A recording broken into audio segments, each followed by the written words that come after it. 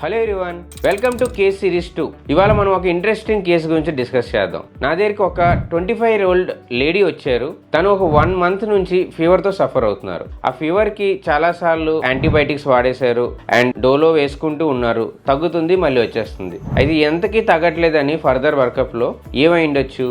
So ఫర్దర్గా test చేస్తే తనకి థైరాయిడ్ ప్రాబ్లం అని తెలిసింది. సో ఫీవర్కి థైరాయిడ్కి అసలు సంబంధం లేదనుకుంటున్నారు కదా. కొన్నిసార్లు హై థైరాయిడ్లో ఫీవర్ రావచ్చు. అయితే థైరాయిడ్లో గ్రాస్గా 2 రకాలుగా డివైడ్ చేయొచ్చు: low thyroid, high thyroid. High థైరాయిడ్లో వెయిట్ లాస్ అయిపోవడం, ఫీవర్ రావచ్చు, ఎక్కువ మోషన్స్ అయిపోవచ్చు, నీరసంగా ఉండొచ్చు, గుండెదడ రావచ్చు. అదే లో థైరాయిడ్లో వెయిట్ గెయిన్ అవ్వచ్చు, నీరసంగా ఉండొచ్చు, ఎప్పుడు నిద్రగా అనిపించవచ్చు, స్కిన్ డ్రైనెస్, హెయిర్ ఫాల్, అలాగా 2 సిమ్టమ్స్ డిఫరెంట్గా ఉంటుంది. చాలాసార్లు పేషెంట్ కొన్నిసార్లు సింగిల్ ఆర్ డబుల్ సిమ్టమ్తోనే ప్రెజెంట్ అవ్వచ్చు. సో ఈ వీడియో నుంచి మనకు లర్నింగ్ పాయింట్ ఏంటంటే, కొన్నిసార్లు మరీ లాంగ్ టర్మ్ ఫీవర్ ఉంటే థైరాయిడ్ వల్ల కూడా రావచ్చు.